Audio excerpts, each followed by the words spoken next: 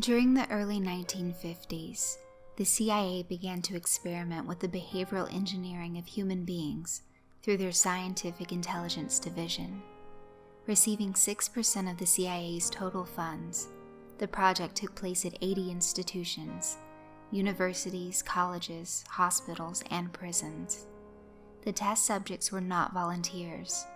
They were unknowing and unwitting citizens of the USA and Canada, taken by the CIA for testing. The goal of the project was simple: find an effective method of controlling the mind of a person and have them obey every command you give them. Many methods of this were tried, with limited degrees of success. The first thing the scientists tried was the administration of LSD to subjects. They understood that the drug had a way of distorting a person's sense of reality, meaning they could be exploited easily to do the bidding of whoever was in control. Beginning in April 1953, the CIA began taking people for testing: mental patients, addicts, prostitutes, people who were unable to fight back.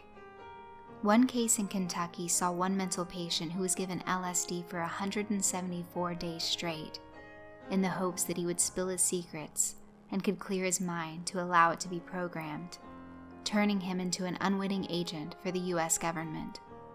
The government also tested out the effects of LSD on members of the public, usually admitted without their consent, and tested their reactions to the drug. During Operation Midnight Climax, the CIA set up several brothels in San Francisco to obtain a selection of men. Once inside the brothel, the men were dosed with the drug and were studied by government scientists behind a one-way mirror. They were interrogated under bright lights, creating a high-pressure situation used to squeeze information out of a person. The CIA found that when influenced by the drug in a high-pressure situation, people would begin to pour out confessions. This, however, was too stressful to some of the subjects, and during the interviews, several of the subjects suffered stress-related deaths, and the minds of the others withered away, driving them insane. Eventually, LSD was dismissed by the CIA researchers as too unpredictable. They had found that LSD was not the secret to unlocking the minds of people successfully, due to many subjects dying or going insane before they could get the information they needed. This led to the withdrawal of a large number of researchers from the project. This did not stop the CIA, though. They began experimenting with other kinds of drugs, which eventually led to what could be regarded as the thing that stopped the project. In one test involving a subject by the name of Sidney Greenwood, they injected barbiturate into one arm and amphetamine into the other. The barbiturate was injected first, numbing the subject's senses and causing him to fall asleep. As the subject was about to slip away into a comatose state, the amphetamine was released into his body, forcing him to stay awake. At this point, he began to babble incoherently. However, it was possible at times to ask him questions and get useful answers back. It seemed that they had succeeded. However, after news broke out about the MKUltra project, the people began to respond negatively towards the inhumane way the US government had acted towards American citizens. The CIA burned thousands of files regarding the project, including the files on the after effects of the tests. Due to technological advancements, it has been possible for investigators to recover some of the burned files and restore some of the documents to the extent in which they are readable. The following is a record of the trials of Sidney Greenwood, as mentioned previously. Project MKUltra, Dr. Jason Cattrall. Subject number 8374, Sidney Greenwood. Day 1. Injected subject with barbiturate and amphetamine. Subject is in an almost dreamlike state, yet is still awake. Subject is talking to himself as he nods his head back and forth, side to side, as though talking to people around him. I feel the need to clarify that the containment room is empty. We will monitor his progress. Day 2. Something happened. We began to ask subject questions about his life. He answers truthfully. We will press him more tomorrow and see what happens. Day 3. Amazing. Not only will he answer any question posed to him, but he is also under the illusion that he is owned by us. I feel the project may finally have achieved its goal. Day 4. Something is wrong. Went to check on the subject this morning to find him bleeding from the eyes and frothing at the mouth. Place subject in isolation. We'll keep monitoring his progress. Day 5. Still the same as day 4. 2 doctors working with the subject have taken ill, leaving site complaining about migraine headaches. Subject remains in isolation. Day 6. This is it. I am done. This document is my resignation. Went to check on subject this morning. He wasn't in isolation. Subject is still missing. He is out there. 2 members of security guarding the door found dead, their brains painted across the walls. Both bodies found with bullet holes in the skull. I don't know who will find this document, but whoever it is, make MK Ultra known, not just about the tests, but what it does to the subjects who survive. It makes them dangerous. That is where the document ends. Dr. Jason Cattrall was found within the facility, his head laid upon the typewriter, his blood soaked into the paper. The escaped subject was eventually found fleeing from the base, his eyes bright red and foam pouring from his mouth. Once the subject was shot down by security, making no attempt to save himself, all members of staff fled the base and left the other subjects there to die. There was a reason that few ever spoke of MK Ultra once the information was released. The CIA had created the world's greatest weapons, decisive and tactical soldiers who would never question orders. They just left them there to learn, to plan, and to prepare. Al-Qaeda is not the greatest threat to America. The real enemy is a lot closer to home.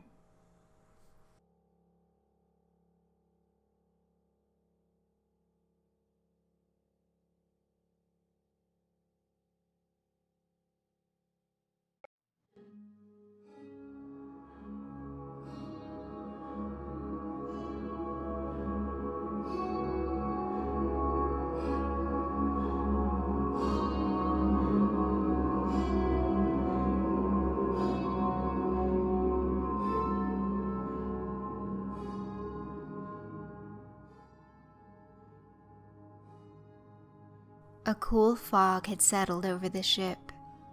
The wax candle upon my desk shone dimly, burned down to a pitiful stub.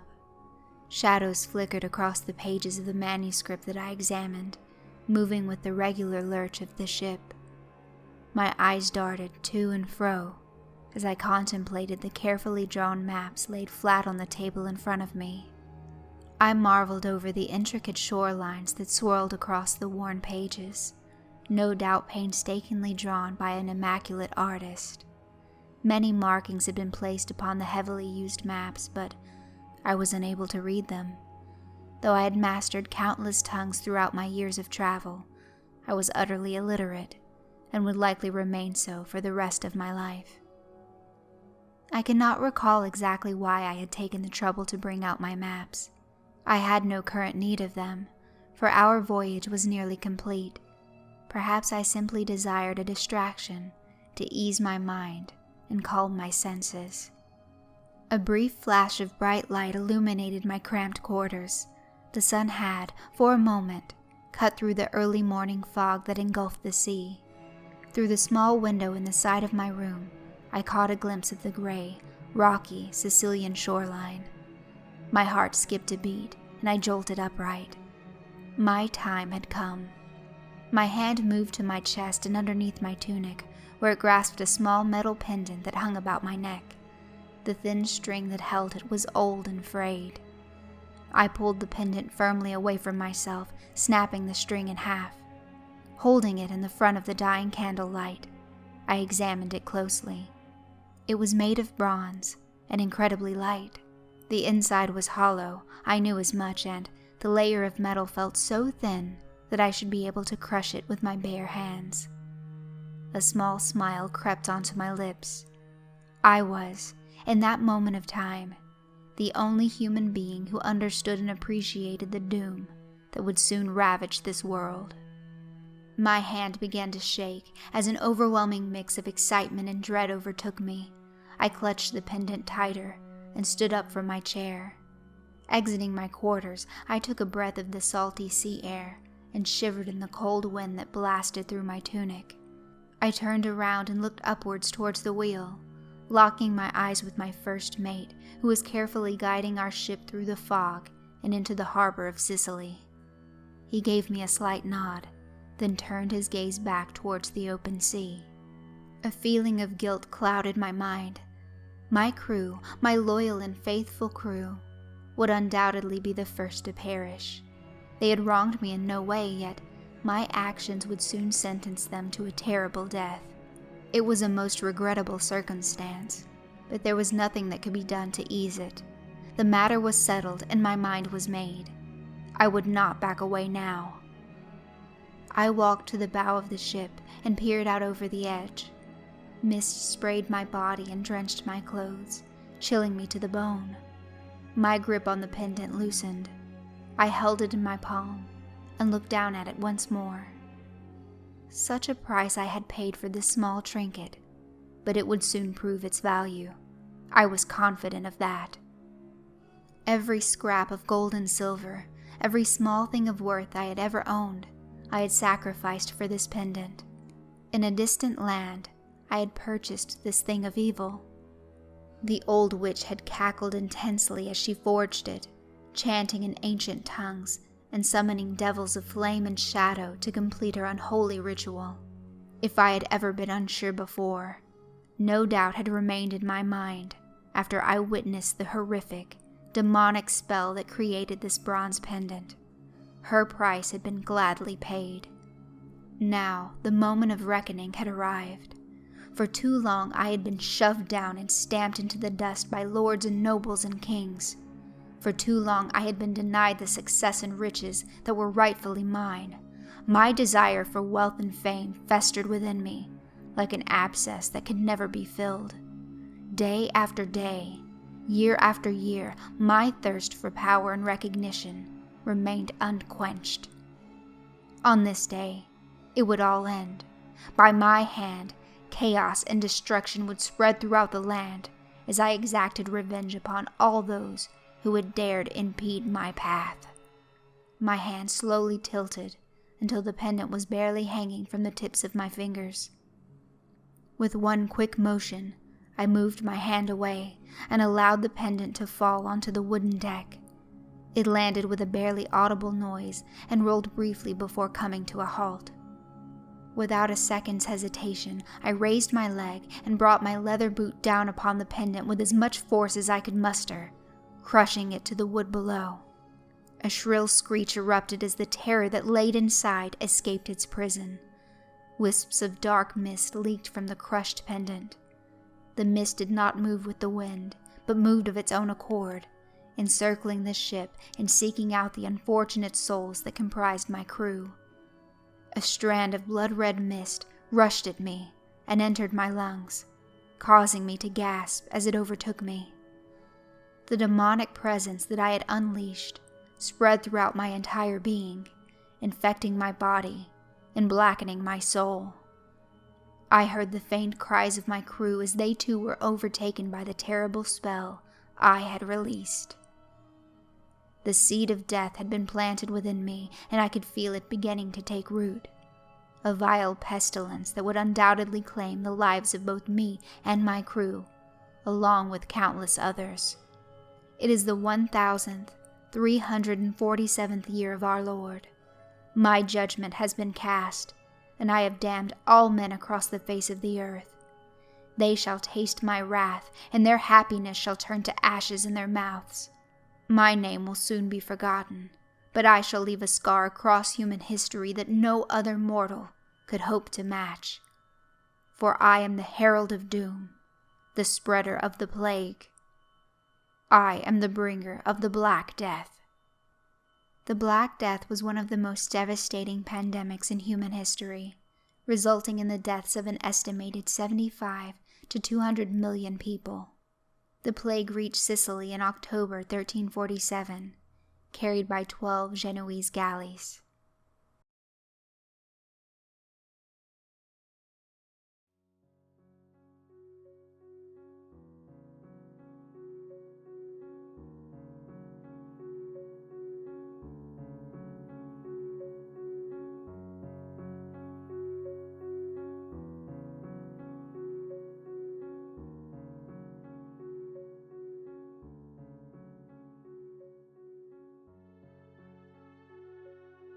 Thousands of them have already perished. Thousands. The Japanese Imperial Army have arrived, and they are leaving their mark. The date of December 13th, 1937, will forever be ingrained in my memory. I was sitting beside the bed of a severely injured youth, recording his testimony word for word via pencil and notebook. He only just managed to reach the safety zone. His wounds from a soldier's sword practices prominent. I take out my camera and ask him for permission for a photo. He nods and shuffles carefully against the pillows, body unquestionably in distress. I take the photo quickly, yet efficiently. The poor boy lost his mother to a gang rape, where her body was later mutilated and displayed, his father to a gunshot at the back of the head, and a brother who was among many selected for the killing contests. The contests were scattered everywhere in the city, young local men being rounded up by the hundreds and soldiers decapitating them with swords. Whoever kills the most wins. I finish up with him and gather all of my belongings, saying my usual thank yous and my sincere condolences, words that I had to repeat again and again. There were many survivors among us with similar stories. I walked past the filled beds, volunteers, and the stenches. There wasn't much to offer in medical assistance. Water was tight, medical supplies tighter. Hardly any painkillers remain. I glance over at our doctor, who looked haggard and fatigued, hunched over as he stitches up the leg of a patient. He has been working nonstop for days. I wish I could convince him to stop and rest for a moment. It won't do anyone any good if he collapses. But he would always say no. He couldn't refuse the constant stream of new arrivals. I shake my head in exasperation, carefully walking through the crowded hallways where people settled. I leave the hospital and cross a narrow street to enter the adjacent building. Upon entering through the main entrance, I once more had to maneuver my way around people. I finally see my tiny bedroom, slip inside, and place my notebook and my camera on my desk carefully. I wish I could bring my camera with me more often, but it's an easy target for stealing by the perpetrators. I pause briefly for a moment, losing myself in thought as I stand over my desk. I eventually snap out of it and head back outside to visit one of the open courtyards of the safety zone. Many of the survivors were huddled together in mass. Others were walking around as they set up little makeshift tents and beds. They hardly had anything with them, just the clothes on their backs and the few items they were able to snatch before evacuating their homes. Something startles me, and I look upwards to see ominous dark planes, sprinting above the contrast of the growing red sky. There are always sounds of tanks and planes, sounds of guns and marching, sounds of the massacres happening only a few meters or miles away. It was happening all around us, at every direction and corner. I frown at the planes, secretly cursing at them.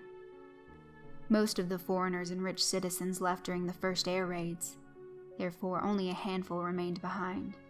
A doctor, businessmen, administrators, a head of the YMCA, professors, Chinese volunteers, journalists, Christian missionaries, and a nurse. Hardly the kind of group to fight against a horde of military might. Ironically, the chairman of our international committee was a German Nazi. I remember feeling slight contempt for him when we first met, for obvious reasons. But the man proved himself to have an exceptionally hard-working and selfless character. His attempts to save the lives and maintain the well-being of the inhabitants reached no bounds. The fact that he was a Nazi, thus an apparent ally to the Japanese, somewhat helped us. Somewhat. The invaders had no such notion of respect for the normal rules of war, and eventually only adhered to the zone as long as no Chinese combatants were inside with us. Not that we had many of them left. Most had already fallen.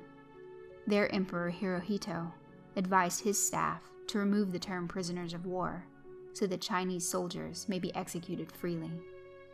Still, while they were unfortunately very aggressive and violent towards many of us, once they see the swastika, they would often fall back. It's bad business to kill a German, I remember one remarking. It was tempting to borrow an armband and wear it, despite my own convictions. It is our only real weapon overall. Oh, the damn irony of it all. Our humble little zone was about 3 miles in size, its boundaries marked by simple roads, walls, and some barriers. A hospital, a college, storage areas, various homes, gardens, and parks is what was contained inside. What was once a very pretty little setting of Nanking has now transformed into a weary sanctuary for the desperate. Diligence was key in making sure the lines were patrolled, as the Japanese often attempt to break in, mainly to try and kidnap girls. "They lied to us," a voice shrieks. "They lied! They lied! They promised kindness! Promised!" "I saw their bullshit a mile away," comments another, grudgingly. Sudden shouts and cries are normal. Everyone reacts differently. Those who remain completely silent. Others who sob and yell. Many who brush themselves off in determination and offer assistance to the others. The rest who regularly explore in hopes of perhaps finding a surviving relative. I eventually try to find our chairman, Rabe, and spend a good portion of the hour in my attempt. I eventually discover the distinguished yet exhausted-looking man sitting inside a messy office full of books and papers, fingers pressed firmly against a pen as he writes another letter. We have been sending so many letters and reports lately to different governments and countries, but with no response as of yet. The only real response was from Hitler, who penalized Rabe by announcing that he would be stripped of his assets and to never speak of Nanking ever again. When I walk up to him, I discover his temperament was furious in nature. He suddenly tosses the pen and some papers in the air. "It's useless. Useless." He leans back against his wooden seat, looking up at me. He explains how he has written dozens of letters to the commanders and the embassy. "I repeatedly contacted them. I tried to be civil. I even tried to be kind. I reported about the 1,000 girls who were raped in one night. I reported about all the horrific rapes and mutilations happening every hour. How husbands, fathers, and brothers were killed if they tried to intervene. How the Japanese constantly raid and steal our food, when we were already struggling to feed 200,000 people. I reported about the looting, and the destruction of homes and businesses, and the mass executions. I reminded them constantly that it was the duty and responsibility of the Japanese authorities to handle the monstrous cruelty and brutality of their own men, and to assist in protecting the safety zone. You know what the response was of the secretary?" I shake my head. "He calls me. He threatens me. He says, if the Shanghai newspapers report bad things, the army will go against you." I responded to him, "It looks as if you expect me to say something like this to the reporters. The situation in Nanking is improving every day. Please don't print any more atrocity stories about the vile behavior of the Japanese soldiers, because then you'll be only pouring oil on the fire of disagreement that already exists between the Japanese and the Europeans." He simply replied cheerily with a, "Yes, that would be delightful." He bemoans, eyes now gazing through a dirty window. Gunshots are heard in the distance. The sounds buzz inside my ears. "They gave me their word," he mumbles slightly, chin resting on a curled hand. "We will always remember, sir. Every single soul here," I say calmly and carefully. "And we will never shut up, no matter how much they will deny it or put up their propaganda." Rabe nods slowly, a thoughtful expression falling upon his face. "You can bury things under the dirt, but you can always find another shovel." I glance to his right side, noticing little paper pockets filled with coins. Ah, those were the little gifts for the babies born in the safety zone. $10 for a boy and $9.50 for a girl. I found the discrepancy aggravating, as it was explained how girls here were not worth as much as boys. Nevertheless, the man tried his best to hold up normalcy among the children, even hosting birthday parties. We discussed further for a while about various matters, until we part ways to fulfill other duties. I walk down the corridor and suddenly feel a gentle vibration traveling through the building. It appears the bomb has gone off somewhere in the distance. When the shaking eventually subsides, I go back outside, looking up at the growing evening sky. Fires were blazing in the distance, reaching upwards with masterful greed. I hear the voice of someone screaming, a gut-wrenching sound of pure anguish. I run over to the direction of its source. It didn't sound too far away. I grab hold the side of a wall and climb up to peer over it. I see a few men in uniform gathered together, perhaps a few good meters away from where I was perching, and one of them was carrying a toddler, upside down. There was also a body of a woman nearby their feet, her stomach ripped open. Laying a few feet beside her was a small red mass, attached to an umbilical cord. "You bastards, stop that!" My Japanese was not as good as my Chinese, so I attempted to speak in my English first. They barely paid heed to his scowling, pasty-looking Westerner poking his head over a shabby wooden wall. The child was squirming and wailing, and it didn't take long for the man to throw it down to the ground, pierce it with a bayonet, and lift it up in midair, swinging it back and forth casually, like a flag. Some of his fellows let out a gleeful laugh.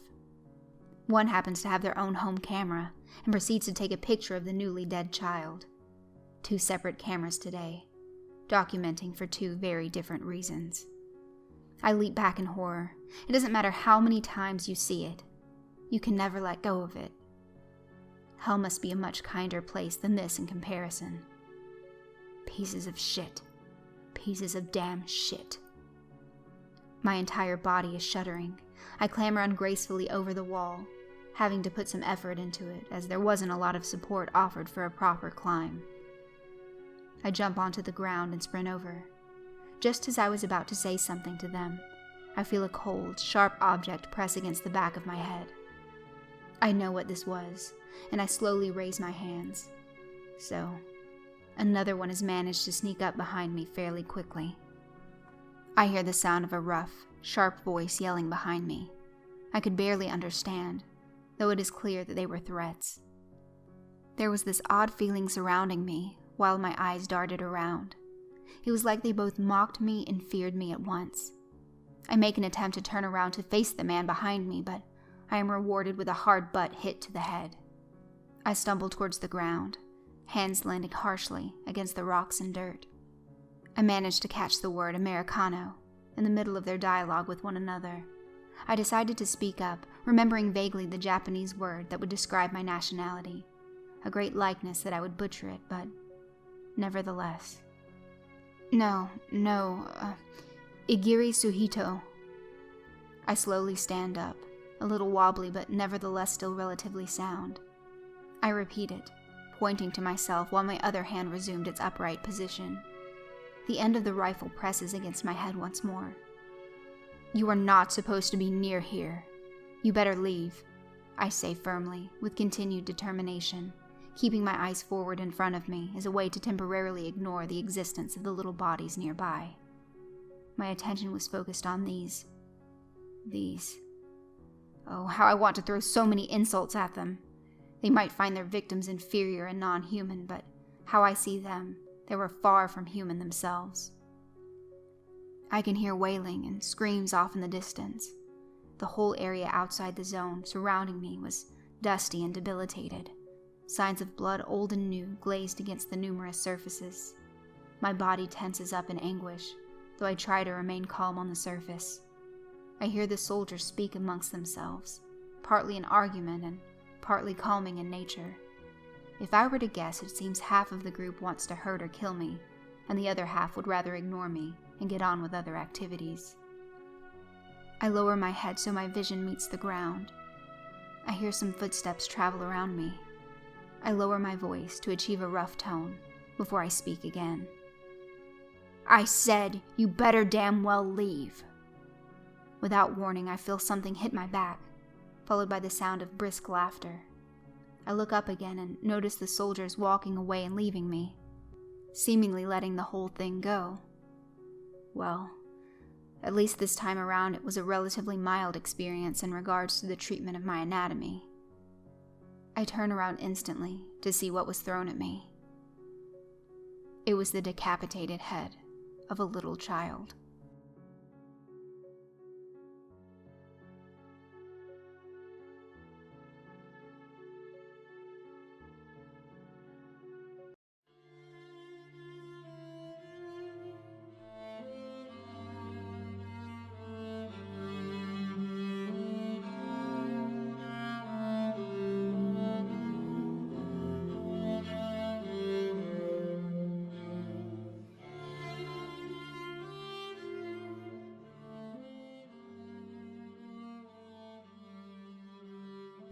I came up in the capital of Virginia. However, my family is from rural North Carolina. During the late summers and early autumns, often I would spend time at my grandparents' house. My grandparents were farmers and lived between huge fields of crops. The late fall was always cotton harvesting season, and my grandparents' neighbors planted at least 2 acres of the stuff each year. Often I would go out and walk the field, admiring the beauty of the cotton and surrounding trees. My grandmother did not like this and would tell me not to linger in the cotton field. In fact, she all but forbade me to walk in it. I thought it was because the owner didn't want people walking in her fields, but the owner had seen me walking in the fields picking souvenir pieces of cotton plants. Most times he waved and, if he was close enough, told me to tell my grandparents hello. My grandmother never told me why I shouldn't go into the fields, other than to say some land is bloodied by anger. I recall once, when I was around 12 years old, I was in the woods near my grandparents' home. The hour was getting late and the cool air of twilight was approaching. Even though I had been throughout these woods many times in the past, I suddenly felt lost and befuddled. I heard the unmistakable call of what had to be dozens of crows. At first they were distant, but they were getting closer and closer with every passing moment. Looking up into the trees, it seemed I was surrounded by them, their black eyes all staring down at me. I walked briskly through the woods, hoping to find my way. I kept looking into the trees and the crows were still there, never moving but constantly cawing when, suddenly, all went quiet. I started to hear a creaking sound, not unlike the sound a very old rocking chair would make. As I walked, it got louder and louder. I yelled out to ask if anybody was there, but my voice seemed muffled. I stopped in what appeared to be a small clearing, the creaking sound getting louder and louder, and suddenly the air became very cold and bitter. The creaking was loud and coming from above me. Looking up, I could see what seemed to be dark shapes in the trees. I walked to try and get home, but the trees seemed to have closed in on me. In the trees there were the same odd shapes, but they were much closer, as though the trees wanted me to see. The figures were people, with hands and feet bound, hanging from the neck as though they had been lynched. The creaking was the sound of the swinging bodies, hanging from ropes. Their clothes were old, very old. Their skin looked deathly pale, rotten and infested with insects, but their horrible eyes were open and fixed on me. Faces fixed in contortions of anger and hatred unlike anything I've ever seen.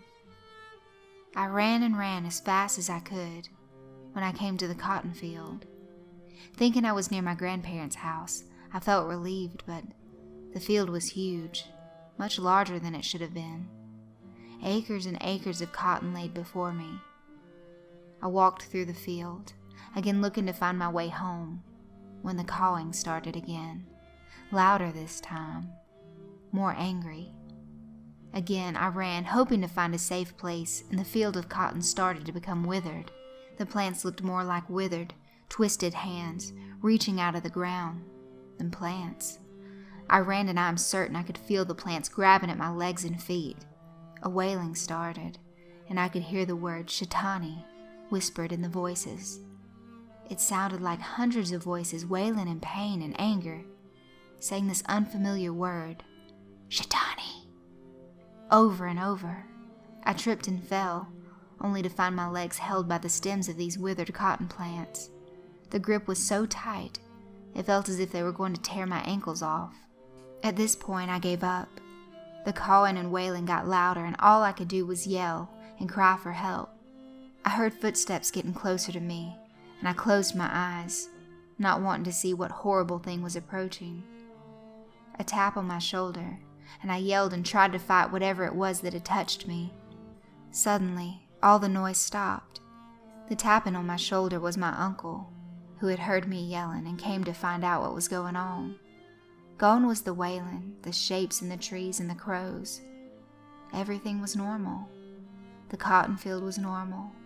Grandmother's house was a few yards away, except I'd sprained my ankle, the same ankle that the cotton plants had grabbed. They laughed at my story and asked if I had found Old Man Cuffy's hidden moonshine stash. They all laughed, except my grandmother. All she said was that some land ain't seen the light of a god. Later, I researched the area and found that the land where the cotton field was once owned by a callous plantation owner. He was a cotton grower and had a foreman who punished the slaves harshly. This foreman was a vicious and superstitious man and punished them for minor offenses. He once hung over 60 slaves after mutilating them for some offense. He had the bodies buried where the cotton field is today.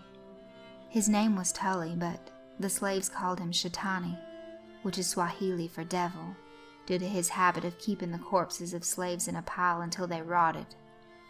While the slaves slept, he would stuff some of their mouths with cotton.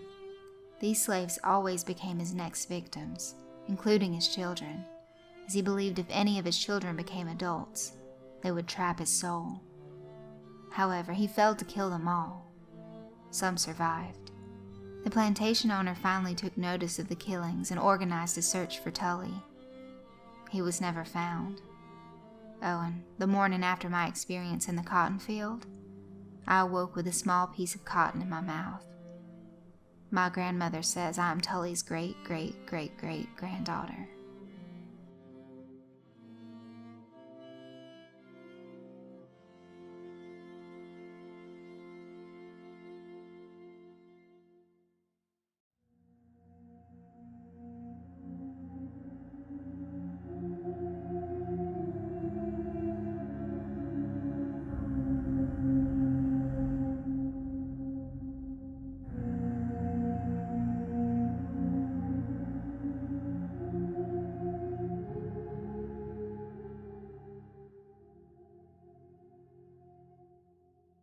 They were horribly wretched things. My days usually begin and end with seeing them. The Dokodiaga, or the Goners, were located on the other side of the barbed wire as I walked by. Almost all of these people had large sores on their bodies, missing teeth, glossy eyes, and a strange and inhuman appearance to their faces. They all stank worse than the normal prisoner, as they had no control over their own bowels and bladders. Their rotted clothes were drenched with excrement. Some of them were raving and wailing incoherently, while others were dazed and night-blind, arms stretched out, as they continually bumped into everything in their pathways. A couple of them were not moving, bodies stiff along the cold ground, a clear indication that life left them not too long ago. I have seen them for a few months now, but it was still difficult to get used to. What makes it even worse is the constant reminder that it could easily be your own fate at any time. I shudder and rub my arms for self-comfort, eagerly anticipating some soup. Well, not so much soup. It is some sort of mystery mush floating in salty water. Maybe, if I'm incredibly lucky, I will get a decent-sized piece of bread. I'm pretty sure I met my quota for the day. Well, I sort of cheated here and there, but so far no one is the wiser. I hear the guards speak in their usual sharp and aggressive tone. I carefully line up behind the other women in my brigade, eyes blinking in growing exhaustion from the exceptionally long workday. 16 hours, and I still have 2 weeks away before I get my monthly Sunday off. I take a deep breath and let out a sigh. Just don't think about it. Just don't think about it. At least this morning we weren't made to undress and have our bodies be thoroughly investigated. Oh, soup. The cook hands me a raggedy wooden bowl filled with liquid in chunks, a morsel of dark rye bread and a mug of water. No spoon. It was late in the evening, a bit too late for a conventional dinner time, but the commandant wanted us to keep going over some sort of, I don't know. We just needed to work a little extra today and bypass our usual meal break. I was starving, as usual, to say the least. The food is never enough here to truly survive by, unless, of course, you prove yourself to be an exceptional worker. But even then, the more successful you are, the more they think the quotas can be raised. It's a never-ending cycle. Even the strongest and most eager end up collapsing at some point. I nestle into my tiny little area inside a very humble home. The other female convicts were on their way inside the barracks as well, the vast majority political prisoners like myself, shuffling into their officially owned territory. There was not a lot of space in our shack. We looked like chaotic sardines in a tin can. The bunk beds had at least 3 women each, and the floors had scattered human bodies everywhere in makeshift blankets. There was an attempt to be clean, but it was still filthy. There isn't a lot of options for toilets and washing. I take a sip of my soup carefully. At least we didn't have to live with the men. Apparently their world was much more rough and dangerous. Granted, not that this was the high life, but at least my comrades. I'm technically not allowed to use that title with others, as we ceased existing as proper comrades, but they can't control my head now, can they? We're decent enough girls and women. A lot of them arrived here for similar reasons as I. They were late for work too many times. They said something they shouldn't have said. They were accused of being spies for so-and-so countries. They were married or a child of a well-known arrestee. They were visiting foreigners, and etc., etc. I said something negative against the Soviet system, and an acquaintance reported me. Lo and behold, after a month of interrogation, another month stuffed in a cattle car, here I am, located in this wasteland, receiving 10 years as a punishment. All in all, we are enemies of the people, mentally and socially poisonous and dangerous, worse than rapists, robbers, and murderers. Those are the physical crimes in comparison, as the state calls it. Thus, easier to rehabilitate and understand. We have lesser rights than they do in the camp world. NKVD can go screw themselves, and Joseph. Some of my comrades were still infatuated or in denial, but I wasn't. I knew.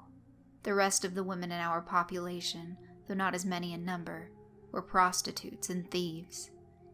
Usually affiliated with male gangs, the former were much lower in hierarchy than the latter.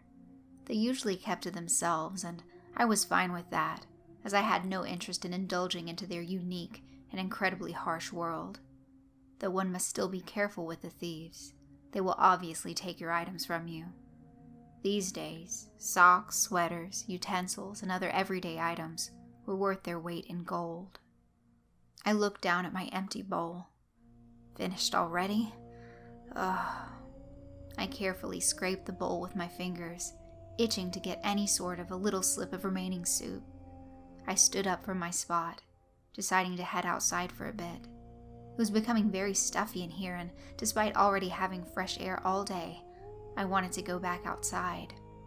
Besides, with winters lasting 10 or so months here, might as well take advantage of the reasonable weather. I step outside and look around. There was some lighting here and there, thanks to the odd bulb dangling on wires, but it was otherwise fairly dark. I can see the menacing towers in the distance where the night guards were watching over us. I can see some other women in the distance, chatting with each other. Some of them older women, some of them adolescents, others in between, wearing various shabby clothing as their main attire.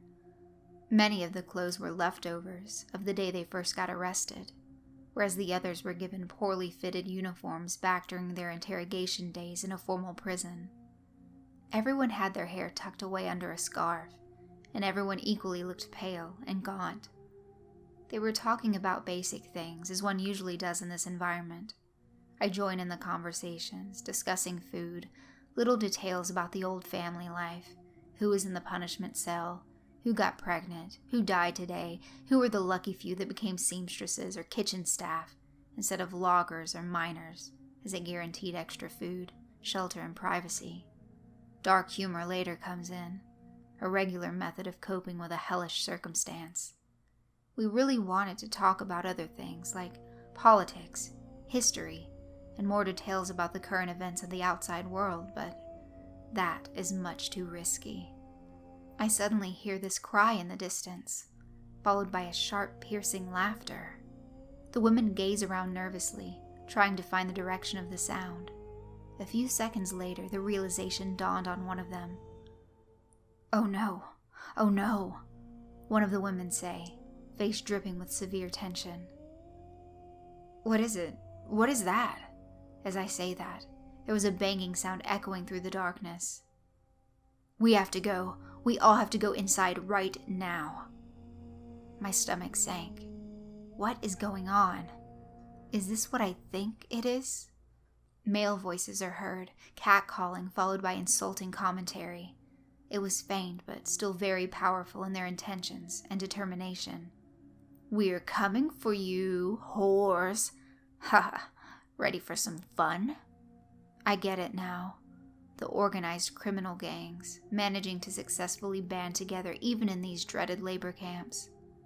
A reputation for being brutal and cruel. They are the prisoners associated with the purely so-called physical crimes. Trademark tattoos riddled their bodies, each individual mark signifying their own symbolic and sinister meanings. I've heard about this happening frequently. It's beyond the simple everyday notion of the occasional harassment or having informal camp husbands as protection. I was informed about the case of 100 girls being brutally attacked on a cargo ship by the thugs who broke down the room, killing the good men who tried to protect them. Then there are various accounts from other camps that women are often hunted by these criminals for. I didn't hesitate and quickly followed the other women back into our building. "Won't the guards stop them or something?" I asked. Another woman snorted in response. "They hardly ever intervene in these cases." We slam the door shut and proceed to look around to try and find something to barricade it. It wasn't like our barrack was a mighty stone fortress, just a building containing old logs and rickety windows. In any case, it was worth the fight, and we managed to shove beds against the available doors. Next was the windows, which we tried to seal with planks of wood that were meant to be a future fire.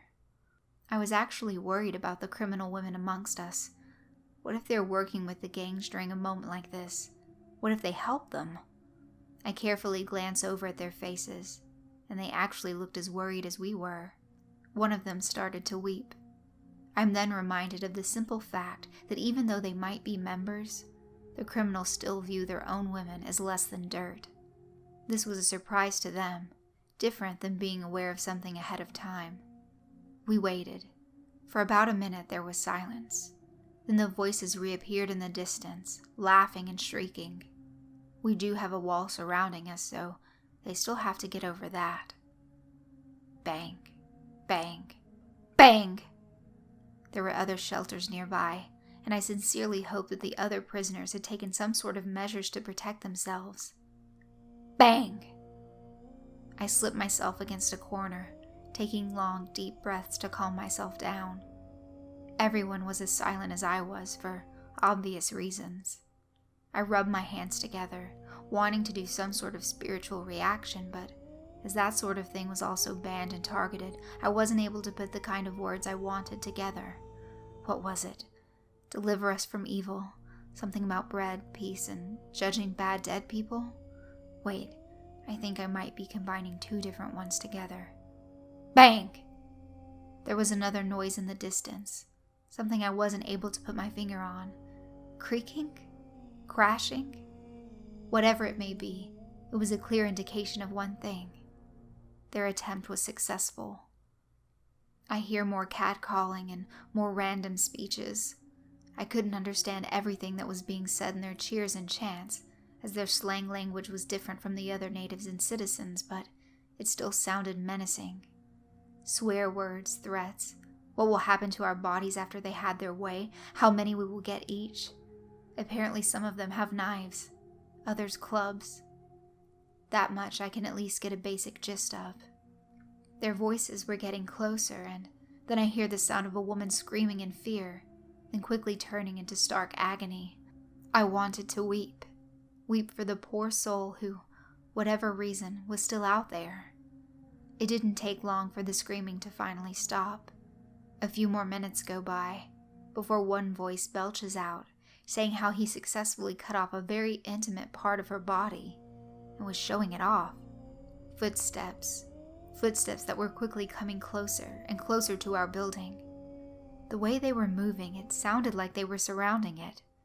I couldn't help but swear under my breath, if those bastards managed to get in here, I'm going to destroy them the best I could. Hello? Hello, pretties. Pretties, come on now, pretties. Open the door. His voice was gruff and deep, heavily accented in their standard form. A knock on the door. Might as well get it over with. Ha ha ha. This time they started kicking one of the doors. The door was shaking off dust as it vibrated against the bed that pressed against it. Some of the women yelped in terror, others started sobbing, and some started swearing and telling them to go away. The thugs continued trying to smash down the door. All the while, a few other members were whisking back and forth in front of the windows, their peeking shadows dancing inside the walls of our barracks. I ended up hearing some strange scratching sound near my head. No question of one of them trying to use a knife. The more you try and resist, the more we will mess up your faces after. Saw you in half while you're still alive. I put my hands over my ears, desiring to block out their unsolicited noises and rantings. How long until everything breaks down and they come in? How many are there out there anyway? If I were to guess, maybe a minimum of 5 and a max of 15? Oh, I'm not sure. My brain is so tired. It's hard to think about numbers. I used to be so good at math and philosophy at university, but that was taken away from me too. There was some rustling. I think I heard something about a fire. Shit. Are they going to try and burn us out? Please, please. Let the guards do something about this. There was some more banging, and a woman screams into her right hand as the left clutches her chest. But afterward, the banging eventually ceases, and you can hear the footsteps slowly fade away. Are they really giving up? Did we do it? All of us stood motionless, aware that jumping into conclusions too soon will likely be our own undoing. Some time goes by. I have no idea how much. They could be waiting nearby, hoping we would let our guard down and tiptoe back outside to investigate. Fat chance we were staying in here for the rest of the night. Everyone's bodies start to relax a little, and the idea of sleep is finally touching upon us. I stretch out my legs slightly. So that was my first attack. I've been lucky so far, with few forced prepositions and exchange deals. My head falls back towards the wall, and I look up towards the ceiling. A tiny hole was spotted, with a glimpse of a star in the nighttime sky. Screams. Loud screams, once more in the distance, and all of us jerk up in shock. The screams were varied and mixed, most of them women, then some possible children, and one appears to be the sound of a young man. Was that their calf?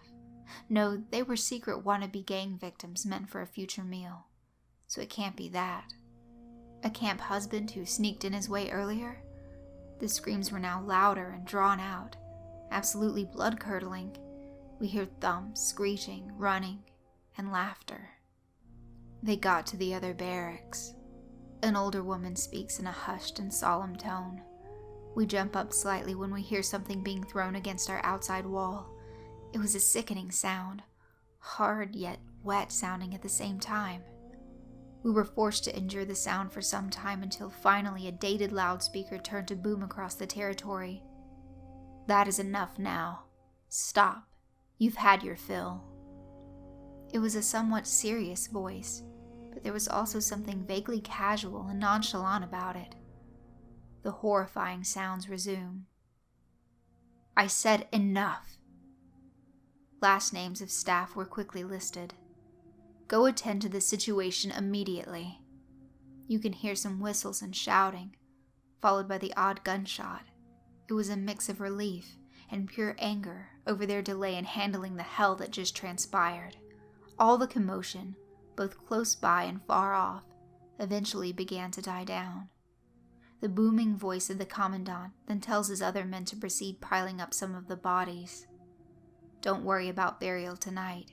We will wait until morning so the surviving prisoners can do it." I crinkle my nose. My first week here, and I had to assist in burying hundreds of decomposing bodies in permafrost. It didn't matter if it was warmer outside nowadays. The ground was still impossible to work with. The best that was done was throwing rocks and snow on top of them. My mind quickly shifted to sorrow. I wanted to weep and mourn for everyone, to cry on behalf of the injustice, to tell the world someday. I was exhausted, but sleep was not kind to me that night. Early morning came swiftly, and roll call was carried out. I lined up outside with the other women, groggy and depressed, carefully shifting an eye towards our building. It had scratches and splinters all over it, surprising now that it actually stood up the way it did. I noticed a blotch of blood on the other side of the wall. As my eyes traveled towards the ground, I noticed the torso of a human. The eyes were wide in shock, hands curled up, hair blooded and matted, with something stuffed into her mouth. I think I recognized her, a French woman. We met briefly, and I helped her translate something in Estonian and Russian. I darted my head away and closed my eyes. The guard demands that we scatter and start picking up what's needed to be picked up. "Here is an old card. Do your duty, then head straight towards the forest," he says. "Anyone who resists or disobeys is immediately executed," he says. That last threat was a normal one. After it is done, breakfast may be given as usual. I shuffle my way over to a rickety cart, lifting it up slowly and carefully. I push the cart by the usual goners, ironically the ones seemingly untouched by the whole ordeal, their movements swaying about in a melancholy and eerie motion. Just 9 years and 6 months to go. Just 9 years and 6 months to go. Just 9 years and 6 months to go. 2 years is the average before one perishes. The daily fight for life is fought off hour by hour. In my head, I will constantly tell myself, this is not the hour I will die.